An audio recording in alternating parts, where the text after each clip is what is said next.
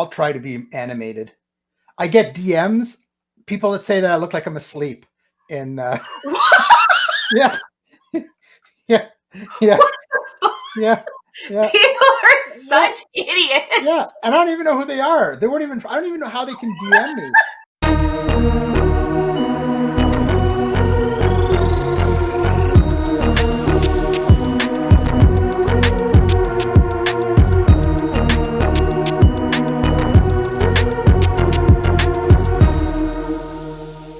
Hey, what's up, everybody? Welcome back to Voices from the Mausoleum, and we're back with another edition of Top 5 Influential Horror.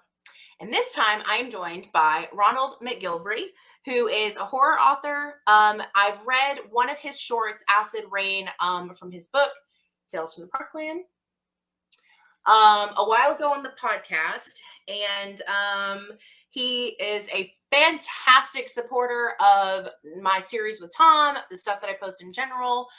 Just a really great support for the community. And I was really excited to talk about his influential horror and why I picked him. So that's why we're here. Thanks for having me. Yeah, thanks for coming and making time. I'm excited. So I have both books, but the other one is technically my son's, so it's in his room. But this is the adult one. Tales from the Parkland. And then I have James' Adventures in Dreamland. James' Journey to Dreamland. Journey. I'm sorry, yeah. James' That's Journey to Dreamland, which is we have that. That's I read those stories to my little, because his first name is James, and I was like, like I think I had this first, and then I saw I think, and I was like, oh, I have to get that one and read him the little stories in it. So we do have it. I can't show it because it's in there and he's asleep. But yeah, just tell us a little bit about the kind of stuff you do. You also do a podcast called The Postmortem Report. Yep, with Michael Schotter. Yeah. Talking about posts that people may have forgotten about. Yeah. I really like it. It's like you said this a little bit before I hit record, where it's kind of like a variety thing where you talk about like a lot of different stuff, which I think is really cool. I like the shout outs, the birthday thing. It's really unique. Yeah, it's a way to bring posts to from people within the genre to, you know, if someone may have missed it, to bring it back. And there's so many interesting things that people do post that, you know, they're good discussion points. So we thought it would be an interesting idea to try out. So, you know, the 2 or 3 people that watch it seem to really appreciate it. I like it. No, it's very unique, and it's hard because when you're talking about the horror community in general, whether it's books, movies, like everybody's doing so many of the same thing. So it's really, it is a really unique concept. I really like it a lot. And you definitely have one, you know, a mention of a fantastic Found Footage Friday series too. So, you know, I trust your judgment. Yeah. Well, we wanted to drum up our business, so we tried to attach to you guys, you know, so that we could, you know, try to piggyback on your success. So Tom and I piss people off sometimes. You might want to be careful. Yeah. And so Tales from the Parkland, for those who are watching who are not familiar, is a horror anthology. It's got several stories in it. And then you have a new book that you're working on. Yeah. Cutters Deep. Yes. Should be out this January if all goes well. I was hoping to actually, it was going to be out for Halloween, but yeah, it was such a big book. It's like over 100,000 words, and the editing was a bit more daunting than I'd originally thought. Yeah. And I'm going through like the second cycle of editing and revisions now. So we're closing in a lot faster. Like the second edition wasn't as big a change as the first when they came back. I was like, oh my gosh. Yeah. And so yeah, I'm pretty excited to see what people think of it, because it's something. Yeah. It's got like everything in it. It's yeah. So I'm gonna link all of his socials in the description for this episode, where to find the books that he has out, as well as the link so you can go and subscribe to the Postmortem Report and see what they're doing over there.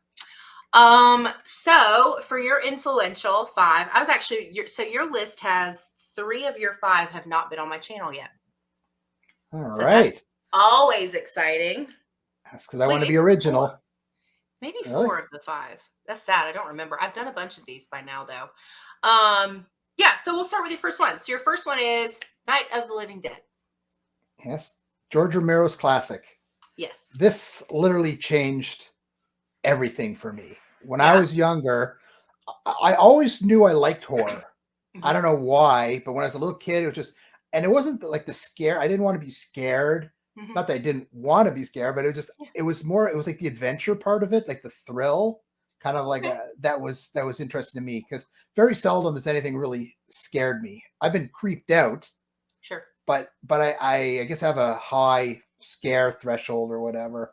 And there was a show called Saturday Night at the Movies, and I used to pull this recliner out that we had that was mustard yellow leather back in the groovy days when I lived at home with my parents, and I would get a blanket and my popcorn and I would put it on. It was like, okay, it's like Halloween, it's the horror movies. And there were always these black and whites.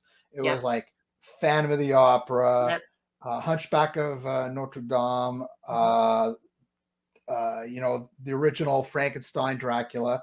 And they were all fine, but I was like watching, I was like, these aren't scary. Because I was like the most horrifying stuff. And I think these are like just nothing. It's not how I envisioned horror. In my head. And I was a young kid, and I was like, every Saturday was a big letdown. And then this one day, they had this Night of the Living Dead came on, and the whole thing. At first, when I started watching it, was kind of campy. They're in the driving as Barbara and Johnny, and they go to the grave, and it was kind of stilted. But then the zombie came. I thought, well, that's kind of cool, because I'd never seen anything really like that.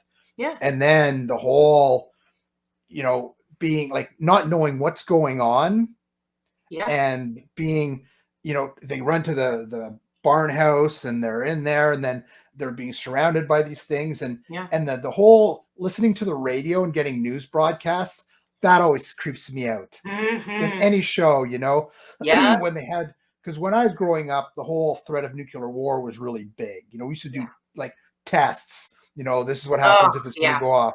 And they always had stuff where the TV would come on. This is an emergency test. This is only a test. And I guess it instilled in my mind every time I see that, when they're like, there's a story or like audio book or something, and they're talking, it just freaks me out. But, those characters there, they're hearing about, there's people are like, cannibals are eating other people. We're not sure what's going on, but we're going to keep you abreast. And they're confined in this house. With these weirdos outside, this weird news thing going on in there. And I was like, this is what I want more of. I knew I don't know if there's more of this kind of stuff, but this is what I want. This is what I want to watch. And it was just, and then luckily he went on to do the whole series of the Dead, and because Dawn of the Dead was an incredible movie too. I've rewatched so many times. That's a great one. But this was the one that literally changed everything for me. This really brought me into the horror fold. It's just everything. I know it's dated, it's black and white. A lot of people don't like that, and the ending. I couldn't believe it. Yeah. I didn't see Night of the Living Dead until I was in my 20s, maybe. Okay. So I remember, up until my mid to late 20s, I kind of was like really only into like mainstream, like newer franchises, things that, and then of course I grew up watching Poltergeist was like my first memory of life. Like, I had seen the Freddys, I'd seen the Jasons, the Michaels, whatever. But I remember seeing that for the first time after being used to, a lot of jump scares, a lot of gore, a lot of whatever, CGI, all of that kind of stuff. And then going to see this film that's supposedly this classic, I've never seen it before, and going into it. And I remember even then thinking like, this still really holds up. And I feel that way every time that I rewatch it. I'm like, when it's almost like you get halfway through the film and then you forget that he dies at the end. And it's just like Like it's just one of those moments where every single time we get that shot of them coming up on the property and looking out the window and like all these things, it's like it's this immediate hit of like, oh no, like I totally forgot. Like I just get so consumed in the story that it almost for like just a second I forget that Ben gets killed in the end. And there is something to be said when someone can make a film that many years after it's been out, you've seen it 100 times, but that feeling of hopelessness, that empty feeling that you feel when that happens every single time you watch it. That's a craft. Like that is not something easy to get right to a point that it ages with the exact same feeling. Like it's remarkable. I love that film. Yeah, and it was like we're so much of the sort of those apocalyptic zombie movies. It's like, okay, everything's already overrun. This is still, I mean, you see even towards the end, it's the early days. You still see the sheriff and his posse out there, and it looks like they're actually kind of controlling everything. Yeah. Even with Dawn at the beginning, they're still fighting the good fight. I mean, things are getting sadder, but yeah, I mean, I remember seeing it and like literally, I mean, we don't care about spoilers, right? I hope not. At this point? Not at this point. If you are worried about spoilers, stop watching at the moment. Because like literally everybody died. And back then when I first saw this, that never really happened. There was like always a hero or something, Literally, there's nobody left standing. That's true. Yeah. Of the main characters. Like absolutely everyone. I was like, oh my God. All those people you spend all that time connecting to and getting used to seeing. That's a big deal. Yeah. That's a really good one.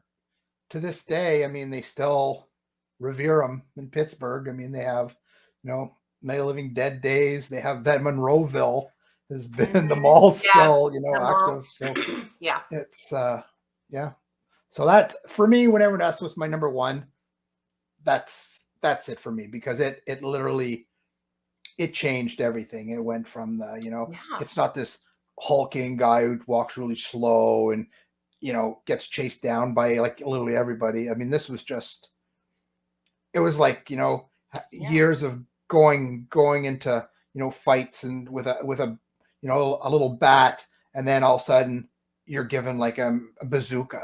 That's what the difference was. It was just like, holy God. Yeah. No, that's a great one. No, I like it. That's a good movie. So your second one, I don't think anyone's had this one either. I was thinking it was the last three, but I don't think this one has been on here either. So your second one is Jaws. Yeah. Steven Spielberg's opus. I mean, there's so much controversy over it. You see people talk about it all the time. Is it horror? Is it not? If that movie didn't horrify you, then you're not really alive. I mean, the thing about Jaws was the tension that it brought. Like literally, sometimes it's so tense you almost want to throw up. It's like, and that music. It's just, I mean, the beginning, okay, they're partying on the beach, she goes out for a swim, and, even the music, just seeing, and through the eyes, the da-na, da-na, and, it's just all the time, you're just like on the edge of your seat, and the deaths are like violent, once again, like Night of the Living Dead, nothing like I'd ever seen before. The deaths are violent, super realistic. Very realistic. And it's only not PG. It's rated PG. PG? I think so, because I was young when I went and saw it. And I think it's PG. Yeah. I think I actually hid my eyes a couple times. It was getting so intense.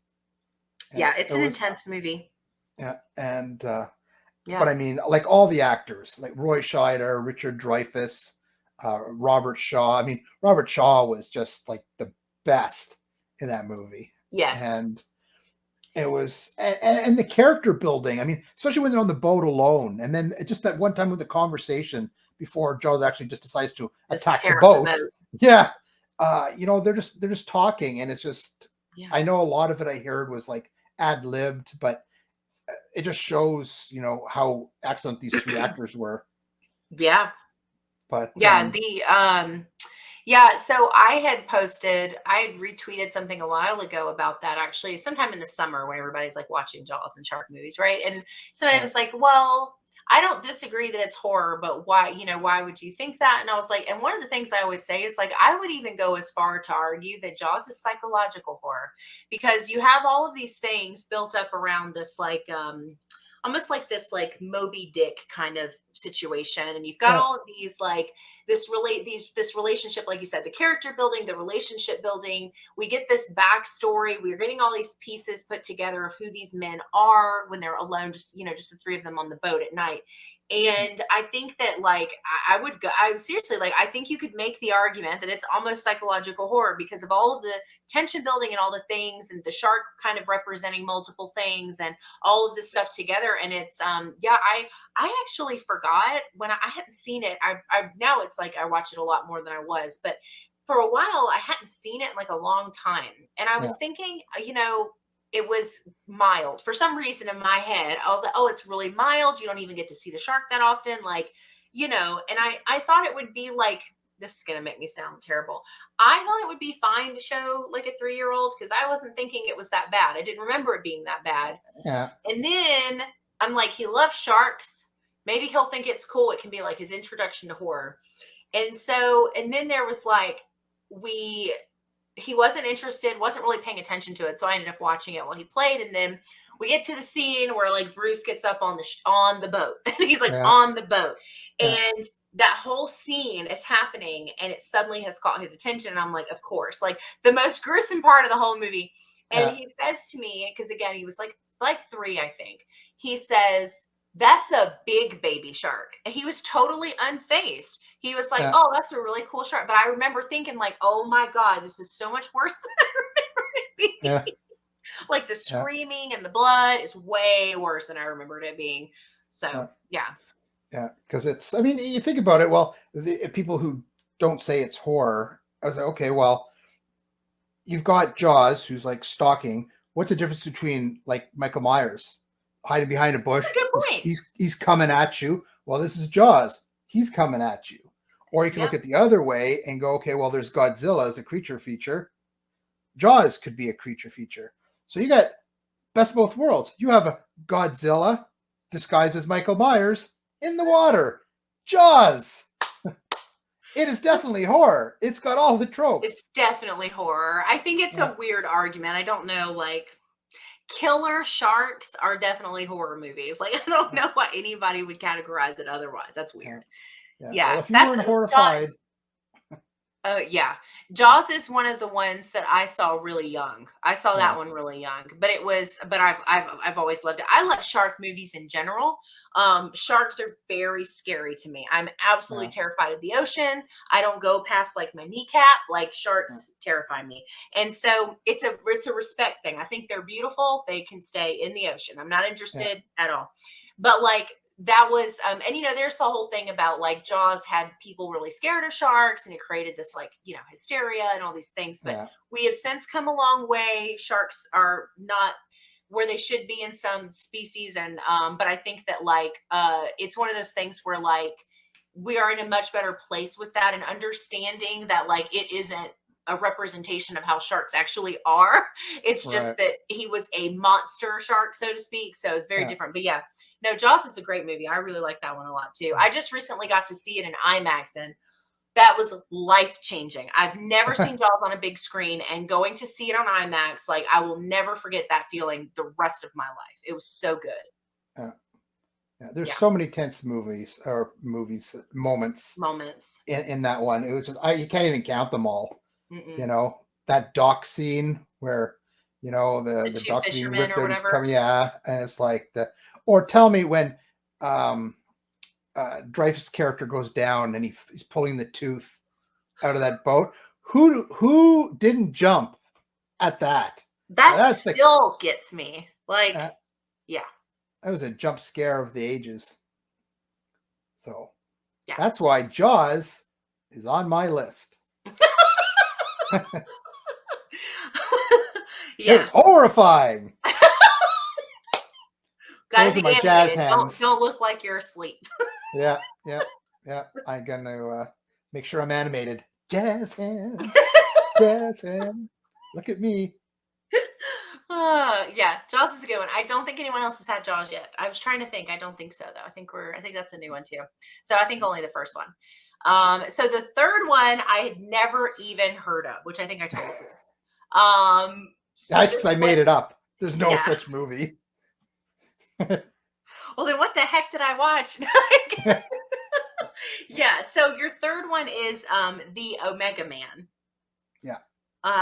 Yeah. So tell me why that one made the list. Well, first, it's based on the book I Am Legend by Richard Matheson. By Richard Matheson. Yep. Yeah. It originally the movie was The Last Man on Earth with Vincent Price. With Vincent Price. Yep. But I'm not that old. I hadn't actually seen that one yet. So this was my first foray. I gotcha. Yeah. Okay. So I watched this, and I think with this one, it wasn't as like jolting or horrifying as sort of Night of the Living Dead. Sure. But it was like that, but this guy was alone. Yeah. You know, where Night of the Living Dead, there was a group that interacted. Company. Yeah. This guy was alone. He built this life, is this like his sort of fortress that he'd made. And I guess for me, I fantasized going, well, what would I do? Yes. You know, what would I do in that? And I think most of the stories that I enjoy or movies is like, I guess the genre why I like is like, I like to go, what would I do? You know, in that situation, what would I do? And, you know, the whole sort of, you know, hunting down, you know, the creatures kind of thing. And then of course there's the backstory about how you know, it was a biological, you know, warfare thing and how it spread. So there's that story as well. And back then too, Charlton Heston was like a god. He was in, you know, Planet of the Apes, everything else. So I was a big fan. That's what I know him from. Yes. Yeah. So I remember from there, I mean, right away, I went and read the book, and then I went and checked out Last Man on Earth, and then got in I was so excited. I got in because I have a time machine in the basement. So I fast forwarded to time so I could watch I Am Legend before all of you got a chance to see it, because I'm that much of a fan. So, but now I boycott I Am Legend because, you know, Will Smith goes around slapping people. So, yeah, well, and I have to say I wasn't a fan of it even before then. So, my introduction to this story was the book. I read the book first. Okay. I read it when I was in middle school, and so by the time I got to high school was when I had like a Vincent Price kind of like I don't know what you call it, like revival. Like I just I found his stuff. I saw I binged everything that he did, and one of the first things that I was the most excited about, because I loved the book, was Last Man on Earth. And so I always knew there was like a middle movie between the three, or, you know, there's three movies then, but I didn't realize that the movie you put on your list was the second until, you know, obviously watching it. And I think I Am Legend, the movie, is the farthest from, like, I don't know. It didn't sit for me. They were like too, I don't know. There's just something about it that I just didn't really like. But I actually really liked this. I'd never seen it before. I'd never heard of it. I didn't even know that it was like that. Like, again, I knew there was a second in between the two, in between the other two, but I didn't know it was this movie. So I liked it. I thought it was really good. It was fun for a first watch because, like I said, I'd never seen it. So that was cool. I'm glad it's it was kind of like a survival, one of the first survival horrors. Yes. You know, like a early Resident Evil. And because the story wise, Last Man on Earth was cool because just the story that, you know, you're actually the monster. Yeah. You know, is just that because you're all rooting for him the whole time. And then you don't really realize, well, you the hero, you was the one doing all the killing. Yeah. You know? And so that was really powerful. But Omega Man was it was the first time I saw. It was my introduction to it, and it was kind of the adventure of the whole thing, like the survival, like him hunting them down. I thought it was really kind of cool because they made it where he was a hero, like they were definitely bad, kind of thing. Yeah. So, and did I mention it had Charlton Heston in it? From Planet of the Apes. Yeah, from Planet of the Apes. Yeah, no, it was cool. It's just funny because like I said, I'd seen Last Man on Earth. I've read the book. Like this was the only one I was missing as far as like the whatever. And so it's just funny that I was reading about it before I went to watch it, and I was like, no shit. Like I love I Am Legend. Well, not the movie. I didn't like the movie, but I did love the book. And I think I still have the first version of it that I like, the first physical copy of it that I ever read. Wow. I think I stole it from school, actually. Good for you. Yeah, I have that. I have my first. So my favorite book of all time is The Chronicles of Narnia: The Lion, the Witch, and the Wardrobe. I read it in the 5th grade. Definitely still have that book. Definitely put that in my book bag and still have it to this day. It is like one of my most prized possessions. Like it's my everything. So I think I do have the copy of I Am Legend that I read originally as well. And now it's like you have to actually look to find one that doesn't have the movie stuff in it or on it. Yeah. To get the original. But no, that was a cool one. I'm glad that one was on the list. I'm a fan of that. I don't know what you call it, franchise, that story, whatever you want to call it. But yeah, well, it keeps living on. Yes, it does. I mean, because I think, and I've heard that it was a major influence on Night of the Living Dead as well. Yes, there was a lot of similarities there. Yes. So yeah, but cool. Yeah, the Omega Man. Yeah, Mega Man. What did I watch it on? Trying to remember, because I had to rewatch the last two as well because I hadn't seen them in a while. I think it's streaming. I think I streamed it. I don't think I rented it, but anyway. Yeah. So I'm really surprised that your fourth one hasn't already been on here, just because like so many people really love talking about this one. But your fourth one is Invasion of the Body Snatchers from '78. Yeah, another one based on a book. Mm-hmm. Written with Jack Finney. I mean, this one, the version the one with Donald Sutherland. Yes.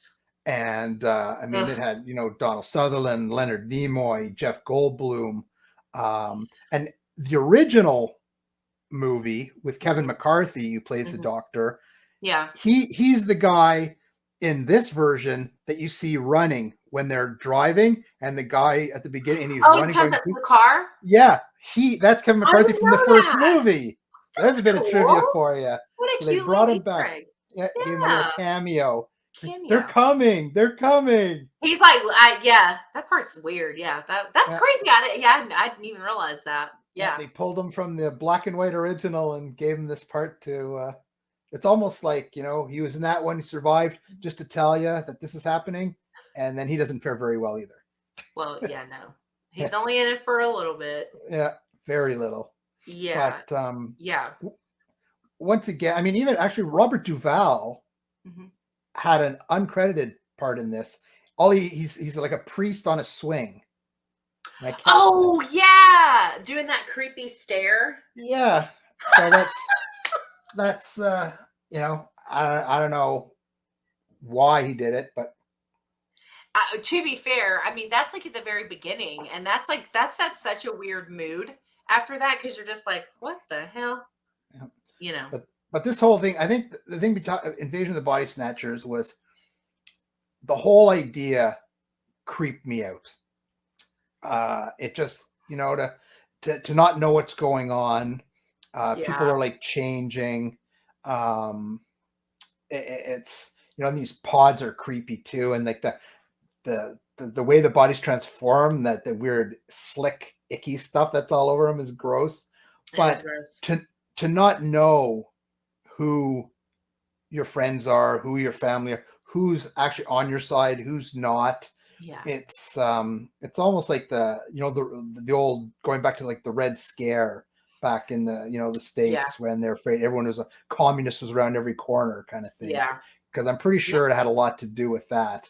Yeah, that was the thing. It just that whole it once again, it's the feeling of dread. Now that we've been talking about it, I think dread has a lot of influence on my movies. All of these had caused me a lot of dread. There's a theme. Yeah. And this one, it was just, I mean, there's so many. I mean, once again, brilliant ending. I mean, just jaw-dropping. Agreed. Literally. Yeah. And normally, I'm pretty good. Not to toot my own horn, but I am Ronald McGillvray at Ron McGillvray. So, just tooting my own horn. But I usually pick up on an ending pretty quick. Like, I know, I see where this is going. Yeah. I see where this is going. I can put words in their mouth before they even say stuff. This one, I was so caught up in the movie. Yep. It was just like I came and I was just like, oh, thank God he got away from that pier. And then I was like, oh, and that moment happens and you're like, wait, what? Yeah. And it was, and it ends up, it flips because the woman who I thought was as good as dead was actually the one that was alive. Yeah. You know, and and it's, I don't know, that the whole idea behind it creeps me out. And that dog that got half transmuted. Oh yeah. That's weird too. You know, well, and you know, the part unsettling. that I think like made me uncomfortable too was the not knowing exactly. Like, it didn't really go into like, well, but where did the other body go?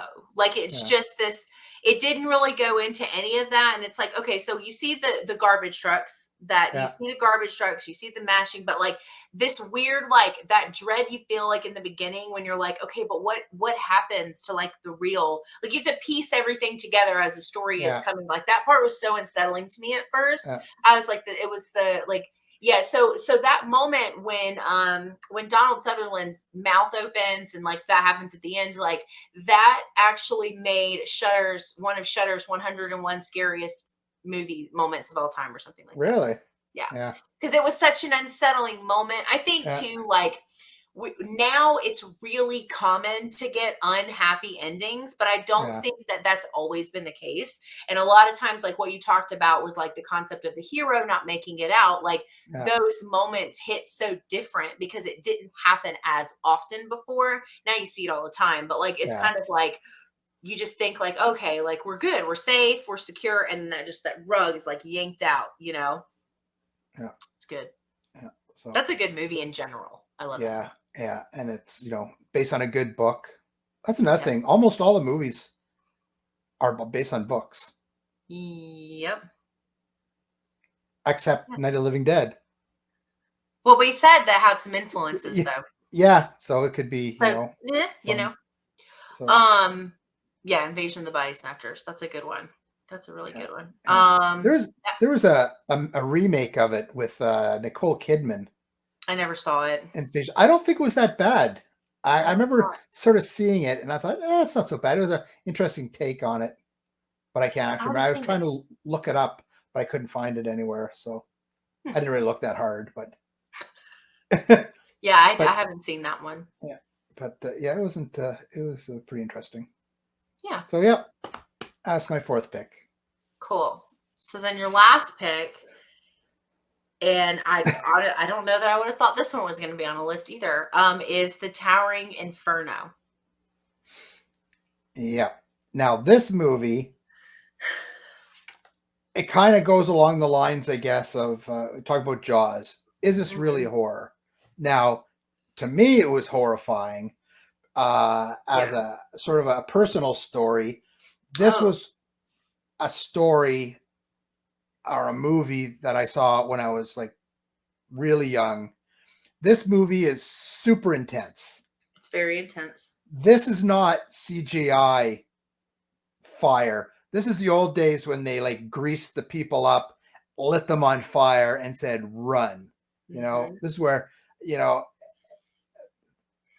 it's anyway, I watched it and I started having like nightmares about it. There were so many scenes in it and I would wake up and it would be like, you know, it would be like the firemen flaming down the elevator shaft when they look and they go, that's one of our men. You know, you think it's a debris, but it's actually a guy. Yeah. Or Robert Wagner, when him and his I don't know, it wasn't a fiance, it was just, I guess, his mistress or whatever. They leave the party and they're in their own little suite and they smell the smoke and they go out and find out that the lobby outside their apartment's all on fire. And then his attempt to run for help. That was a prolonged run of death. Yeah. And when you think that's bad enough, she's all alone thinking, well, maybe she's going to get saved. And she dies a horrible death that's like literally out of 9/11, and that when 9/11 happened, I remember thinking and I couldn't get it out of my head because I've seen the movie so many times. Yeah. It was like, I can envision what's actually happening to these poor people that were in the World Trade Center kind of thing. And it just made the whole thing even worse for me. And it was just, I just like you said, like, you want to go into the ocean up to your shins. Like, I don't want to be in tall buildings, in cases of fire. I don't want to die by fire because that just looks like it's like a horrendous thing. And it once again, it was the tenseness of it once it got sort of going kind of thing. Because they build it, at the beginning where you see the small kind of fire that that when it starts. I think they put the first one out, then the second one happens in that maintenance room, and so you see that it's happening, and you see they build the group as at the top of the building, and so and you're getting introduced to all the characters and stuff and stories, and it's, I mean, it was just, what's coming. Because it's called Tiger Inferno. You saw the clips, on the ads. Yeah. So you're kind of thinking, when's a fire? When's a fire? And there's different people on different levels of the building. And it's, I was just like, it was brutal. And as I said, I must have been way too young because I was having these nightmares. And it got to the point that, because these were prolonged for like a week, that at night, before bed, I would cry because I didn't want to go to bed. And my parents couldn't understand what the problem was. I was like, I don't want to go to sleep because I don't want to have these nightmares because they were so graphic. Yeah, they felt real. It was like people were like running around, burning and stuff. Ugh. And I would just wake up like freaking out. And it was so it was, I mean, and an all-star cast like Paul Newman, Steve McQueen, Robert Wagner. I mean, if you're a dance fan, Fred Astaire, Faye Dunaway, even O.J. Simpson plays like a security guard, Yeah, which I had forgotten until I rewatched it, and I was like, oh, interesting. Well, and I think one of the things that really did work was, when you see the one that's in the maintenance room, or that electrical closet, whatever it is, it's like, it's one of those things where they actually took the time to show you the people that were working on the different things to sort of validate how it got missed, even though you're thinking like, how the hell did they miss this? But they took the time to show you these people doing these different things, trying to figure it out. And then you kind of got the Titanic thing where you put the thing in your pocket. He's like, no, if it's not on the thing, it's fine. But it kind of took the time to do that so that you were like frustrated, because I felt frustrated. I was like, come on, seriously, like someone, and again, to your point, going into it, like, that's not the end of it. But it's one of those things where like you get frustrated because you're like, okay, seriously, like how, like this has to be stopped. There's no way you're not going to notice, but they took the time to set it up so that there's all these reasons, these logical explanations how it did get missed, which then of course made it feel more real when everything, goes crazy. Yeah. And it's just, and it's like one thing mounted on another thing on top of another thing. And it was like, I could just see them like in the writer's room, going, all right, how many levels of death can we come up? It's like death by falling, death by fire, death by water, at the end. And it's just, it's like, it's constant barrage of it. And the thought of being trapped is like horrifying. No, I agree. to Different me. type of And claustrophobia. Yeah. yeah, you're just Yeah. yeah. And because they built it and going, okay, well, this is a new building. We haven't really set up everything yet. We're not even selling anything really yet. We have a few residents, but it's like, this is just a party we're having as a publicity stunt to sell more stuff. So we're not even like fully functional. Yeah. So many things could go wrong. And of course they threw in the typical bad guy, who got his just desserts anyways. Sure.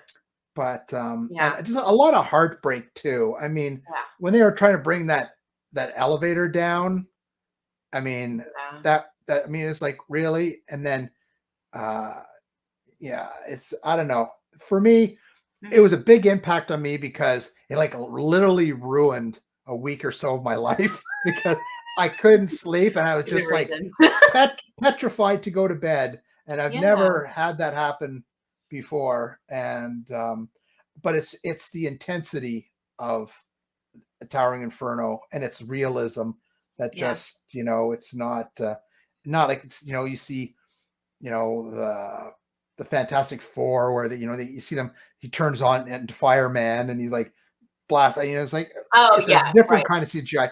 This is just like a punch to the gut kind of thing, Yeah. It's I found it truly horrifying. It's it's almost too real. I agree.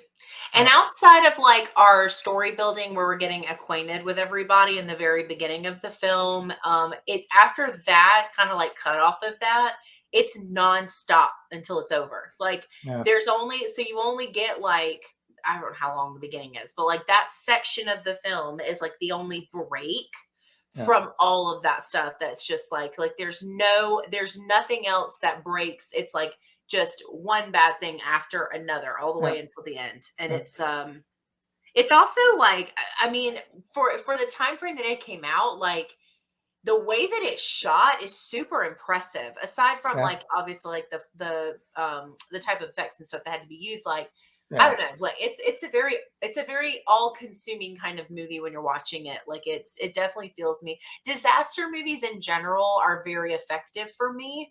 But yeah, this one, even going back, because this was a rewatch for me. I had seen it before years ago, so I needed to rewatch it because I didn't remember everything. But yeah, it's a very uncomfortable experience in an entertaining kind of way, I guess, But no. Well, it's literally Towering Inferno is like a fire Jaws. It's like, because they built the fire instead of, it's in a house, they have this big building and it's built like they're on 138 or something. And the fire is like on 98.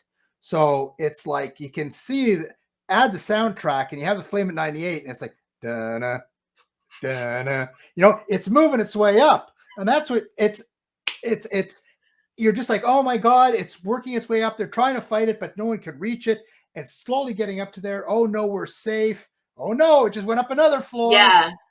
So there's that tension. Same thing with Jaws, that you see that it's coming, it's you got everything. It's not only is it graphically horrifying, but the tension just keeps, it's a lot of tension. It just squeezing you. And you think, or when they all panic and they run into that elevator, that group, the first group, and they go down and then it opens up.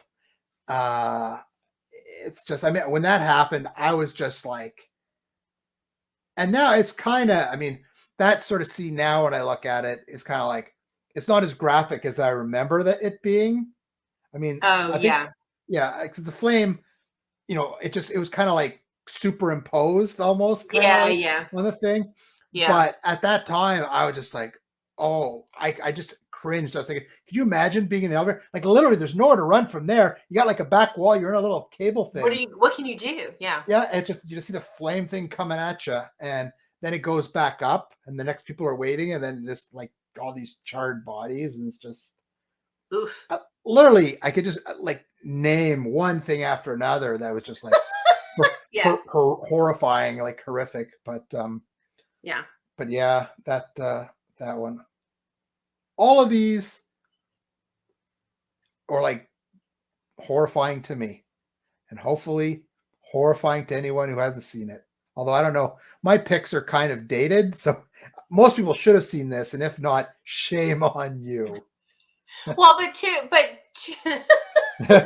to your point though from earlier, like the other thing is we talked about like some of the ones that were like still effective. I think that there's something to be said about older horror that ages well and is still, you know, like we talked about with like Night of the Living Dead, that feeling of hopelessness still feeling like really thick and heavy every single time you watch it.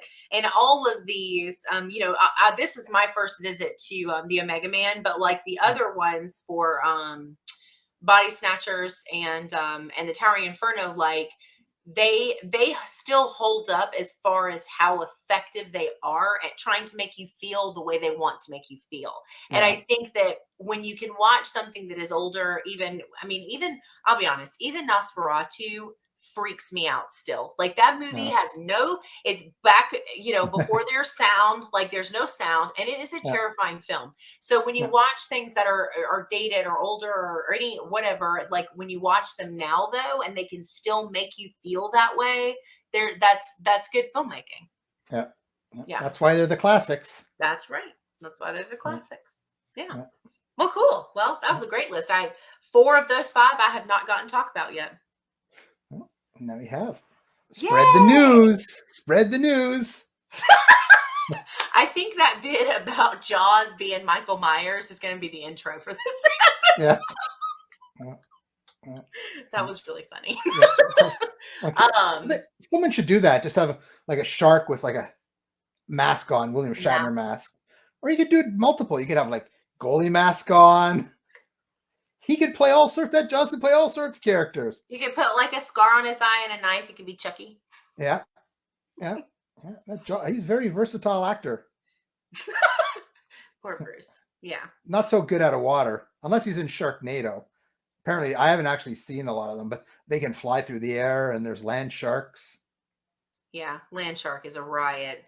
And then there's also sky sharks. Those sharks are genetically modified to fly in the sky, and they are piloted by Nazi zombies. Wow. Truly horrifying. It was like take everything that no one is like comfortable with and put it in one film. So cool. Well, yeah. Well, that's our episode for Influential Horror this time. As I mentioned earlier, I will put all of Ron's stuff in the description for this episode, where to find his books, the podcast that he's a host on, and his social media stuff as well. Thank you guys so much for hanging out. Thank you for coming. This was a great conversation. We are going to do the Belko experiment for a review in December, right? Yeah.